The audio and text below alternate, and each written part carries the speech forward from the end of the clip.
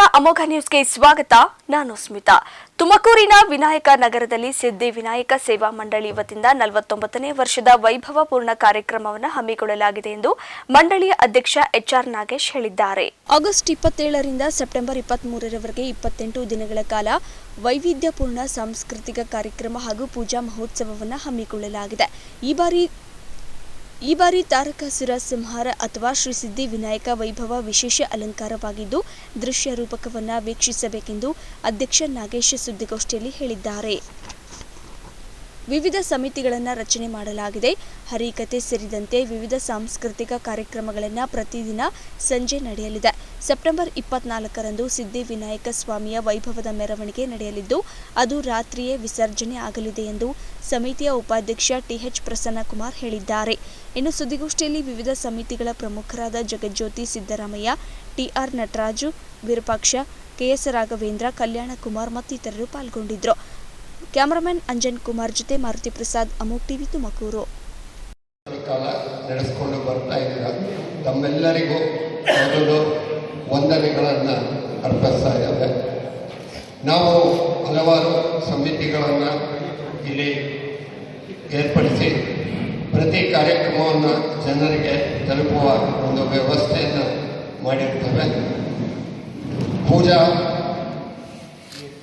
ಸಮಿತಿ, ಪೂಜಾ ಕಾಣಿಕೆ ಸಮಿತಿ, ಹಾಗೆ ಸಾಂಸ್ಕೃತಿಕ ಕಾರ್ಯಕ್ರಮಗಳ ಸಮಿತಿ, ಹುಂಡಿ ಸಮಿತಿ, ಹಾಗೆ ಇನ್ನು ಹಲವಾರು ಉತ್ಸವ ಸಮಿತಿ, ಈ ಥರ ಎಲ್ಲ ನಿರ್ದೇಶಕರುಗಳು, ವಿಶೇಷ ಆಹ್ವಾನಿತರುಗಳು ಇದರಲ್ಲಿ ಭಾಗಿಯಾಗ್ತಾ ಇದ್ದಾರೆ. ಎಲ್ಲರೂ ತಾವು ಆನಂದದಲ್ಲಿ ಒಂದು ಸೇವೆಯನ್ನು ಮನೋಭಾವದಿಂದ ಮಾಡಿಕೊಂಡು ಬಂದಿರ್ತಾರೆ. ಈಗ ಪೂಜಾ ಕಾಣಿಕೆಯ ಚೇರ್ಮನ್ರಾದಂಥ ನಮ್ಮ ವಿರೂಪಾಕ್ಷರು ಪೂಜೆಯ ಈ ವರ್ಷದ ವ್ಯವಸ್ಥೆ ಬಗ್ಗೆ ತಮಗೆ ಮಾಹಿತಿಯನ್ನು ನೀಡ್ತಾ ಇದ್ದಾರೆ. ತುಮಕೂರಿನ ಆರ್ಟಿಒ ಕಚೇರಿ ಪಕ್ಕದಲ್ಲಿರುವ ವೀರಾಂಜನೇಯ ಸ್ವಾಮಿ ದೇವಸ್ಥಾನದಲ್ಲಿ ಕೊನೆಯ ಶ್ರಾವಣ ಶನಿವಾರದ ಪ್ರಯುಕ್ತ ಎಳ್ಳಿನ ಅಲಂಕಾರ ದೇವರಿಗೆ ಮಾಡಲಾಗಿತ್ತು. ಅಮಾವಾಸ್ಯೆ ಪ್ರಯುಕ್ತ ಸ್ವಾಮಿಗೆ ಕರಿಯಳ್ಳಿನ ಅಲಂಕಾರ ಮಾಡಲಾಗಿತ್ತು. ದೇವಸ್ಥಾನಕ್ಕೆ ಬೆಳಗ್ಗೆಯಿಂದ ಭಕ್ತಾದಿಗಳು ತಂಡೋಪತಂಡವಾಗಿ ಆಗಮಿಸಿ ವಿಶೇಷ ಪೂಜಾ ಕಾರ್ಯದಲ್ಲಿ ಪಾಲ್ಗೊಂಡು ಸ್ವಾಮಿಯ ಕೃಪೆಗೆ ಪಾತ್ರರಾದರು. ಕಳೆದ 4 ಶನಿವಾರಗಳಂದು ಸ್ವಾಮಿಗೆ ವಿಶೇಷ ಪೂಜೆ ಅಲಂಕಾರ ಮಾಡಲಾಗಿದ್ದು ಕೊನೆಯ ಶ್ರಾವಣ ಶನಿವಾರ ಜೊತೆಗೆ ಅಮಾವಾಸ್ಯೆ ಬಂದಿದ್ದರಿಂದ ವಿಶೇಷ ಪೂಜೆ ನೆರವೇರಿಸಲಾಗಿತ್ತೆಂದು ದೇವಸ್ಥಾನದ ಪ್ರಧಾನ ಅರ್ಚಕ ಯದುನಂದ ಅವರು ತಿಳಿಸಿದ್ದಾರೆ. ಕೊನೆಯ ಶ್ರಾವಣ ಶನಿವಾರ ಪ್ರಯುಕ್ತ ಭಕ್ತಾದಿಗಳು ಆಗಮಿಸಿ ಸ್ವಾಮಿಯ ದರ್ಶನ ಪಡೆದು ಪುನೀತರಾದರು. ಆಸ್ತಿಕ ಎಲ್ಲ ಭಕ್ತ ಮಹಾಜನರಿಗೆ ಕಡೆ ಶ್ರಾವಣ ಶನಿವಾರದ ಹಾಗೂ ಅಮಾವಾಸ್ಯ ಪೂಜೆಯ ವಿಶೇಷ ಹಾರ್ದಿಕ ಶುಭಾಶಯಗಳು.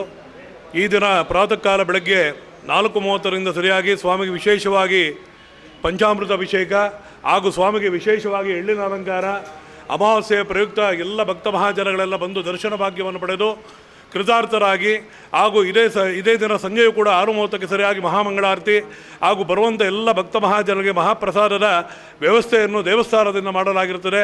ಎಲ್ಲ ಭಕ್ತ ಮಹಾಜನಗಳ ಸರ್ವ ಸಹಕಾರದಿಂದ ಈ ಒಂದು ಪೂಜೆಯನ್ನು ವ್ಯವಸ್ಥೆ ಮಾಡಲಾಗಿರ್ತದೆ. ಆಸಕ್ತ ಭಕ್ತ ಮಹಾಜನಗಳೆಲ್ಲ ಸಕಾಲಕ್ಕೆ ದೇವಸ್ಥಾನಕ್ಕೆ ಆಗಮಿಸಿ ವೀರಾಂಜನೇಯ ಸ್ವಾಮಿಯವರ ಕೃಪೆಗೆ ಪಾತ್ರರಾಗಬೇಕಾಗಿ ಪ್ರಾರ್ಥನೆ ಮಾಡ್ತೇವೆ. ವರಪ್ರದ ವೀರಾಂಜನೇಯ ಸ್ವಾಮಿ ದೇವಸ್ಥಾನ ಸೇವಾ ಸಮಿತಿ ಪ್ರಧಾನ ಅರ್ಚಕರು ಯದುನಂದನ್. ತುಮಕೂರಿನ ಗಾರ್ಡನ್ ರಸ್ತೆಯಲ್ಲಿರುವ ಶನೇಶ್ವರ ಸ್ವಾಮಿಗೆ ಕೊನೆಯ ಶ್ರಾವಣ ಶನಿವಾರ ಪ್ರಯುಕ್ತ ವಿಶೇಷ ಅಲಂಕಾರ ಮಾಡಲಾಗಿತ್ತು. ಕಡೆ ಶ್ರಾವಣ ಮಾಸದ ಪ್ರಯುಕ್ತ ಶ್ರೀರಾಮ ಭಜನಾ ಮಂದಿರದ ರಾಜ ಸತ್ಯವ್ರತ ಭಕ್ತ ಮಂಡಳಿ ಟ್ರಸ್ಟ್ ವತಿಯಿಂದ ತುಮಕೂರಿನ ಅಣೆತೋಟದ ಶ್ರೀ ಶನೇಶ್ವರ ಸ್ವಾಮಿಯ ವೈಭವದ ಶ್ರಾವಣ ಮಾಸದ ಉತ್ಸವ ಅದ್ದೂರಿಯಾಗಿ ನಡೆಯಿತು. ಪ್ರತಿ ವರ್ಷದಂತೆ ಈ ವರ್ಷ ಶ್ರಾವಣ ಮಾಸದಲ್ಲಿ ಶನೇಶ್ವರ ಸ್ವಾಮಿಗೆ ಪಂಚಾಮೃತ ಅಭಿಷೇಕ, ರುದ್ರಾಭಿಷೇಕ, ತೈಲಾಭಿಷೇಕ, ವಿಶೇಷ ಅಲಂಕಾರ ಹಾಗೂ ಪ್ರಾಕೃತಿಕ ಸೇವೆ ಮತ್ತು ಪ್ರತಿ ಅಮಾವಾಸ್ಯೆಗಳಲ್ಲಿ ಶ್ರೀ ಸ್ವಾಮಿಗೆ ತೈಲಾಭಿಷೇಕ ಮಾಡಲಾಗಿದ್ದು ಶ್ರಾವಣದ ಕೊನೆಯ ಶನಿವಾರ ಸ್ವಾಮಿಗೆ ಮಹಾನ್ಯಾಸಪೂರ್ವಕ ವಿಶೇಷ ಅಲಂಕಾರದೊಂದಿಗೆ ಶನೇಶ್ವರ ಸ್ವಾಮಿಯ ಉತ್ಸವ ನಡೆಯಿತು.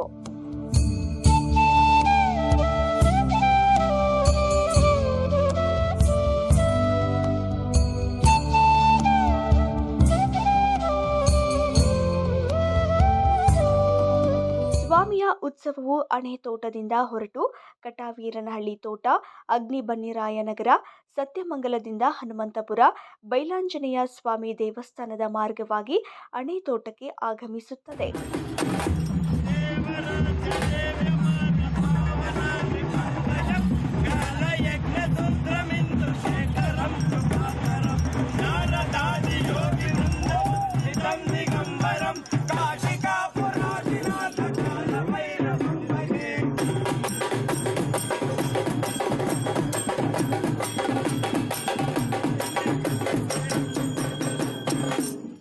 ಬಂದ ಭಕ್ತರು ದರ್ಶನ ಪಡೆದರೆ ಭಕ್ತರ ಬೇಡಿಕೆಗಳು ಈಡೇರುತ್ತವೆ ಅನ್ನೋದು ಇಲ್ಲಿನ ವಾಡಿಕೆಯಾಗಿದೆ. ಇನ್ನು ಈ ಸಂದರ್ಭದಲ್ಲಿ ಮಾತನಾಡಿದ ತುಮಕೂರಿನ ಶಾಸಕರಾದ ಜಿಬಿ ಜ್ಯೋತಿ ಗಣೇಶ್, ದೇಶ ನಿಂತಿರೋದು ಧಾರ್ಮಿಕ ಬುನಾದಿ ಮೇಲೆ. ಇಲ್ಲಿ ಸಾಕಷ್ಟು ಜನ ಬಂದು ಪೂಜೆ ಪುನಸ್ಕಾರ ಮಾಡಿ ದೇವರ ಕೃಪೆಗೆ ಪಾತ್ರರಾಗುತ್ತಾರೆ ಎಂದರು. ಇನ್ನು ವೈಭವ ಉತ್ಸವದ ವೇಳೆ ಎಲ್ಲರ ಗಮನ ಸೆಳೆದದ್ದು ನಾದಸ್ವರ ವಾದನ, ಹೂವಿನ ಅಲಂಕಾರ, ವಿದ್ಯುತ್ ದೀಪಾಲಂಕಾರ, ನಾಸಿಕ್ ಡೋಲ್, ವೀರಗಾಸೆ ಕುಣಿತ. ಶ್ರೀ ಶನೇಶ್ವರ ಸ್ವಾಮಿಯ ಉತ್ಸವದಲ್ಲಿ ವೀರಗಾಸೆ ಕುಣಿತ ನೋಡುವುದೇ ಬಲು ಚಂದ. ಇತಿಹಾಸದಿಂದ ಬಂದ ಈ ವೀರಗಾಸೆ ಕುಣಿತ ನೋಡಿದರೆ ಎಲ್ಲರಲ್ಲೂ ರೋಮಾಂಚನವಾಗುತ್ತೆ. ಸಾಕ್ಷಾತ್ ದೇವರು ಕಾಣಿಸಿಕೊಂಡ ಹಾಗೆ ಆಗುತ್ತೆ. ಸುತ್ತಮುತ್ತಲಿರುವ ಎಲ್ಲ ಭಕ್ತ ಮಹಾಶಯರು ಉತ್ಸವದಲ್ಲಿ ಪಾಲ್ಗೊಂಡು ತನು ಮನ ಧನದಿಂದ ಸ್ವಾಮಿಗೆ ಅರ್ಪಿಸಿ ಸ್ವಾಮಿಯ ಕೃಪೆಗೆ ಪಾತ್ರರಾಗಿದ್ದಾರೆ. ಇನ್ನು ಉತ್ಸವದಲ್ಲಿ ಭಾಗಿಯಾದ ಭಕ್ತರಿಗೆ ಚಿತ್ರಾನ್ನ, ಪುಳಿಯೋಗರೆ, ಪಲಾವ್, ಅನ್ನ ಸಾಂಬಾರ್ ಪ್ರಸಾದ ವಿನಿಯೋಗ ಏರ್ಪಡಿಸಲಾಗಿತ್ತು. ನ್ಯೂಸ್ ಡೆಸ್ಕ್ ಅಮೋಕ್ ಟಿವಿ ತುಮಕೂರು. ತುಮಕೂರಿನ ಹೊಸ ಬಡಾವಣೆ ಪೊಲೀಸ್ ಠಾಣೆ ಎದುರಿನಲ್ಲೇ ವಿಶ್ವ ಹಿಂದೂ ಪರಿಷತ್ ಮತ್ತು ಬಜರಂಗ ದಳದ ವತಿಯಿಂದ ಹಿಂದೂ ಮಹಾಗಣಪತಿ ಪ್ರತಿಷ್ಠಾಪಿಸಲಾಯಿತು. ಇದೇ ತಿಂಗಳ 27ರಂದು ಬೆಳಗ್ಗೆ 11 ಗಂಟೆಗೆ ಲೋಕ ಕಲ್ಯಾಣಾರ್ಥಕವಾಗಿ ಗಣಹೋಮ ಸಹಿತ 8ನೇ ವರ್ಷದ ಪ್ರಯುಕ್ತ ಗಣಪತಿಯನ್ನು ಪ್ರತಿಷ್ಠಾಪಿಸಲಾಗುತ್ತಿದೆ ಎಂದು ವಿಶ್ವ ಹಿಂದೂ ಪರಿಷತ್ನ ಅಧ್ಯಕ್ಷ ಪ್ರದೀಪ್ ಮತ್ತು ಗೌರವಾಧ್ಯಕ್ಷ ವೈಎಚ್ ಹುಚ್ಚಯ್ಯ ಸುದ್ದಿಗೋಷ್ಠಿಯಲ್ಲಿ ತಿಳಿಸಿದ್ದಾರೆ. ಬಜರಂಗ ದಳದಲ್ಲಿ ಸಕ್ರಿಯ ಕಾರ್ಯಕರ್ತರಾಗಿ ಈ ರಾಷ್ಟ್ರ ನಿರ್ಮಾಣ ಕೆಲಸದಲ್ಲಿ, ಧರ್ಮ ರಕ್ಷಣೆ ಕೆಲಸದಲ್ಲಿ ಮತ್ತು ಸಾರ್ವಜನಿಕ ಸೇವಾ ಕೆಲಸದಲ್ಲಿ ಕೆಲಸ ಮಾಡ್ಕೊಂಡು ಬರ್ತಾ ಇದ್ದಾರೆ.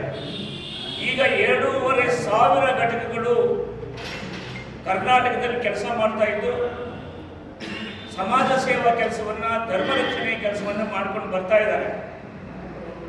ಬಜರಂಗ ದಳದ ಉದ್ದೇಶ ಏನು, ಭಾರತದ ಸಂವಿಧಾನದಲ್ಲಿ ಆರ್ಟಿಕಲ್ 48ರಲ್ಲಿ ಏನಿದೆ,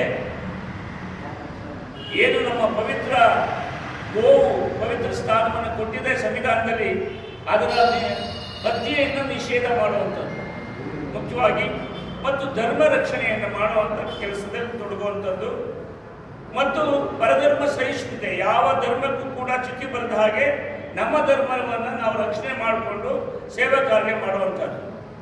ಈ ರೀತಿಯಾದಂಥ ಒಂದು ಉತ್ತಮವಾದ ಕೆಲಸದಲ್ಲಿ ಹೊಸ ಬಡಾವಣೆ ಪೊಲೀಸ್ ಠಾಣೆ ಎದುರಿಗೆ ಪ್ರತಿಷ್ಠಾಪಿಸುತ್ತಿರುವ ಹಿಂದೂ ಮಹಾಗಣಪತಿಗೂ ಮತ್ತೆ ಯಾವುದೇ ಹಿಂದೂ ಮಹಾಗಣಪತಿಗೂ ಸಂಬಂಧವಿಲ್ಲವೆಂದು ಮುಖಂಡರು ಸ್ಪಷ್ಟಪಡಿಸಿದ್ದಾರೆ.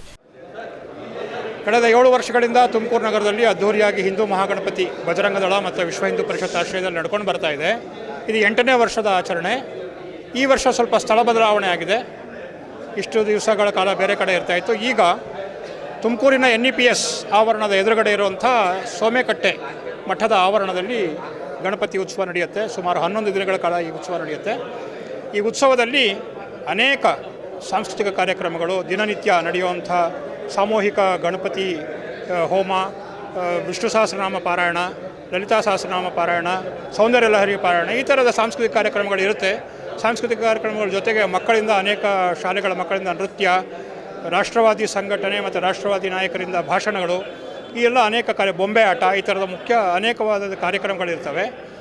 ಒಂದು ವಿಶೇಷ ಅಂತಂದರೆ, ಈಗ ನಮ್ಮ ತುಮಕೂರಿನಲ್ಲಿ ಕೆಲವು ಸಂಘಟನೆಗಳು ಬಜರಂಗ ದಳ ಮತ್ತು ವಿಶ್ವ ಹಿಂದೂ ಪರಿಷತ್ನ ಬ್ಯಾನರನ್ನು ಕೂಡ ಉಪಯೋಗಿಸ್ಕೊಳ್ತಾ ಇದ್ದಾರೆ. ಈ ಮೂಲಕ ಸ್ಪಷ್ಟಪಡಿಸೋದು ಏನಂತಂದರೆ, ತುಮಕೂರಿನ NEPS ಆವರಣದ ಎದುರುಗಡೆ ಇರುವಂಥ ಸೋಮೆಕಟ್ಟೆ ಮಠದ ಆವರಣದ ಹಿಂದೂ ಮಹಾಗಣಪತಿ ಬಿಟ್ಟರೆ ಬೇರೆ ಯಾವುದು ವಿಶ್ವ ಹಿಂದೂ ಪರಿಷತ್ತು ಮತ್ತು ಬಜರಂಗ ದಳದ ಅಧಿಕೃತ ಹಿಂದೂ ಮಹಾಗಣಪತಿ ಅಲ್ಲ. ಅದೊಂದೇ ಹಿಂದೂ ಮಹಾಗಣಪತಿ ಅಧಿಕೃತವಾಗಿ ವಿಶ್ವ ಹಿಂದೂ ಪರಿಷತ್ ಮತ್ತು ಬಜರಂಗ ದಳ ನಡೆಸೋದು. ದಯವಿಟ್ಟು ಎಲ್ಲ ಕಾರ್ಯಕರ್ತರು ಮತ್ತು ಎಲ್ಲ ಹಿಂದೂ ಬಾಂಧವರು ಹೆಚ್ಚಿನ ಸಂಖ್ಯೆಯಲ್ಲಿ ಗಣಪತಿ ಉತ್ಸವಕ್ಕೆ ಕೈ ಜೋಡಿಸಬೇಕು ಮತ್ತು ತನ್ಮೂಲಕ ಸಹಕಾರ ಕೊಡಬೇಕು ಅಂತ ಹೇಳಿ ತಮ್ಮನ್ನು ನಾನು ಕೇಳ್ಕೊಳ್ತೇನೆ.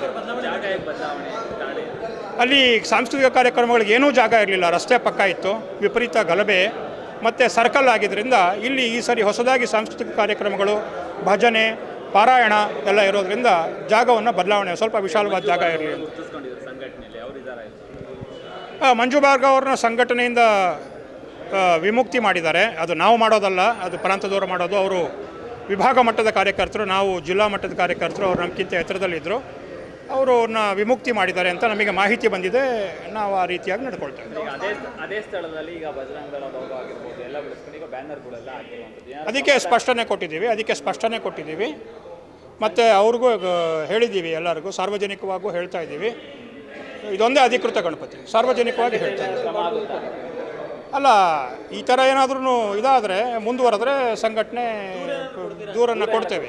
ಸಂಘಟನೆ ಖಂಡಿತವಾಗಿ ಇದರ ಬಗ್ಗೆ ಕ್ರಮ ತಗೊಳುತ್ತೆ. ನಾವು ಕನಕಪುರದಿಂದ ಒಬ್ಬರು ಕಾರ್ಯಕರ್ತರು ಅವ್ರ ಸ್ಥಾನಕ್ಕೆ ಬಂದಿದ್ದಾರೆ. ಕನಕಪುರ ಇಲ್ಲ, ಸಂಘಟನೆಯಲ್ಲಿಲ್ಲ. ಇನ್ನು ಸುದ್ದಿಗೋಷ್ಠಿಯಲ್ಲಿ ಜಿಕೆ ಶ್ರೀನಿವಾಸ್, ಬಿಎಸ್ ಮಂಜುನಾಥ್ ಕೋರಿ, ಮಂಜುನಾಥ್ ಮತ್ತಿತರರು ಪಾಲ್ಗೊಂಡಿದ್ದರು. ತುಮಕೂರಿನ ನಾಗರಕಟ್ಟೆ ಬಳಿ ಗಣಪತಿ ಪ್ರತಿಷ್ಠಾಪಿಸುತ್ತಿರುವ ಹಿನ್ನೆಲೆಯಲ್ಲಿ ಕೇಂದ್ರ ರೈಲ್ವೆ ಖಾತೆ ಸಚಿವ ವಿ ಸೋಮಣ್ಣ ಮತ್ತು ಮಾಜಿ ಸಚಿವ ಎಸ್ ಶಿವಣ್ಣ ಗೋವು ಪೂಜೆ ನೆರವೇರಿಸಿದರು. ಹಿಂದೂ ಮಹಾಗಣಪತಿ ಸೇವಾ ಸಮಿತಿಯ ಆಶ್ರಯದಲ್ಲಿ ನಾಗರಕಟ್ಟೆ ಗಣಪತಿ ದೇವಸ್ಥಾನದಲ್ಲಿ ಇದೇ ತಿಂಗಳ 27ರಂದು ಗಣಪತಿಯನ್ನು ಪ್ರತಿಷ್ಠಾಪಿಸಿ ವಿವಿಧ ಪೂಜಾ ಕೈಂಕರ್ಯಗಳನ್ನು ಹಮ್ಮಿಕೊಳ್ಳಲಾಗುವುದೆಂದು ವಿಶ್ವ ಹಿಂದೂ ಪರಿಷತ್ ಮತ್ತು ಬಜರಂಗ ದಳದ ಮುಖಂಡರಾದ ಮಂಜು ಭಾರ್ಗವ್ ತಿಳಿಸಿದರು. ಗೌರಿ ಹಬ್ಬದ ದಿನದಂದು ಕ್ಯಾತ್ಸಂದ್ರ ಟೋಲ್ನಿಂದ ನಾಗರಕಟ್ಟೆಯವರೆಗೆ ಅದ್ದೂರಿ ಮೆರವಣಿಗೆಯ ಮೂಲಕ ಗಣೇಶ ಮೂರ್ತಿಯನ್ನು ತರಲಾಗುವುದೆಂದು ಹೇಳಿದರು. ಇನ್ನು ಈ ಎಲ್ಲ ಕಾರ್ಯಕ್ರಮಗಳಿಗೆ ಹಿಂದೂ ಬಾಂಧವರು ಹೆಚ್ಚಿನ ಸಂಖ್ಯೆಯಲ್ಲಿ ಆಗಮಿಸಬೇಕೆಂದು ಹೇಳಿದರು. 2025ನೇ ಹಿಂದೂ ಮಹಾಗಣಪತಿ, ಅದರ ಸಲುವಾಗಿ ಇವತ್ತು ನಾವು ಗೋಪೂಜೆ ಮತ್ತು ಧ್ವಜಪೂಜೆ ಹಮ್ಮಿಕೊಂಡಿದ್ವಿ. ಭಾಳ ವ್ಯವಸ್ಥಿತವಾಗಿ ಅದ್ಧೂರಿಯಾಗಿ ಇವತ್ತು ನೆರವೇರಿದೆ. 26ನೇ ತಾರೀಕು ಗೌರಿ ಹಬ್ಬದ ದಿನ ಮಂಗಳವಾರ ಗಣಪತಿಯನ್ನು ಈ ಊರಿಗೆ ಪುರಪ್ರವೇಶ ಮಾಡ್ಕೊತಾ ಇದ್ದೀವಿ. ಅದು ಟೋಲ್ ಗೇಟಿಂದ 11 ಗಂಟೆಗೆ ಆರಂಭ ಆಗುತ್ತೆ. ನಮ್ಮ ಎಲ್ಲ ಕಾರ್ಯಕರ್ತರು, ಗಣಪತಿ ನಮ್ಮ ಸಮಿತಿಯವರು ಮತ್ತು ನಮ್ಮ ಸ್ವಾಗತ ಸಮಿತಿಯ ಪ್ರಮುಖರು ಎಲ್ಲರೂ ಸೇರಿ ಒಟ್ಟಾರೆ ಅದನ್ನು ಸ್ವೀಕಾರ ಮಾಡಿಕೊಂಡು ಸಂತರೊಟ್ಟಿಗೆ ಅದನ್ನು ಪೂಜೆ ನೆರವೇರಿಸಿ ನಾವು ಈ ಊರೊಳಗೆ ಪ್ರವೇಶ ಮಾಡಿ ಮೆರವಣಿಗೆ ಮುಖಾಂತರ ನಮ್ಮ ದೇವಸ್ಥಾನದಲ್ಲಿ ತೊಗೊಂಬರ್ತೇವೆ. 27ನೇ ತಾರೀಕು ಪ್ರತಿಷ್ಠಾಪನೆ ಆಗುತ್ತೆ. 13ನೇ ತಾರೀಕು ವಿಸರ್ಜನೆ ಇದೆ. ಭಾಳ ಅದ್ಧೂರಿಯಾಗಿ ಕಳೆದ ವರ್ಷಕ್ಕಿಂತ ಅತಿ ಹೆಚ್ಚಿನ ಸಂಖ್ಯೆಯಲ್ಲಿ ಭಾಳ ವ್ಯವಸ್ಥಿತವಾಗಿ ಯೋಜಿತವಾಗಿ ವಿಸರ್ಜನೆ ಕೂಡ ಹಮ್ಮಿಕೊಂಡಿದ್ದೀವಿ. ನಿರಂತರ 16 ದಿನಗಳ ಕಾಲ ದೇವಸ್ಥಾನದಲ್ಲಿ ನಮ್ಮ ಇಲ್ಲಿ ವಿವಿಧ ಪೂಜೆಗಳು ಮತ್ತು ವಿವಿಧ ಸಮುದಾಯಗಳ ಪೂಜೆಗಳು, ಅನೇಕ ಸಂಘ ಸಂಸ್ಥೆಗಳಿಂದ ಪೂಜೆಗಳು ಮತ್ತು ಭಜನಾ ತಂಡಗಳಿಂದ ಬೇರೆ ಬೇರೆ ಕಾರ್ಯಕ್ರಮಗಳು ಎಲ್ಲವೂ ಸಹ ಪ್ರತಿದಿನ ಸಂಜೆ ಇರುತ್ತದೆ. ಇಡೀ ಹಿಂದೂ ಸಮಾಜ ಇದರಲ್ಲಿ ಪಾಲ್ಗೊಳ್ಳಬೇಕು. ಇಡೀ ಹಿಂದೂ ಸಮಾಜ ಪ್ರತಿ ದಿವಸ ಇಲ್ಲಿ ಪೂಜೆ ನಡೆಯುವಂಥದ್ದು ಇರೋದರಿಂದ ಬೆಳಗ್ಗೆ ಮತ್ತು ಸಂಜೆ ತಾವೆಲ್ಲರೂ ಇಲ್ಲಿ ಬಂದು ಮತ್ತು 13ನೇ ತಾರೀಕು ವಿಸರ್ಜನೆ 11 ಗಂಟೆಗೆ ಆರಂಭ ಆಗುತ್ತೆ BGS ವೃತ್ತದಿಂದ.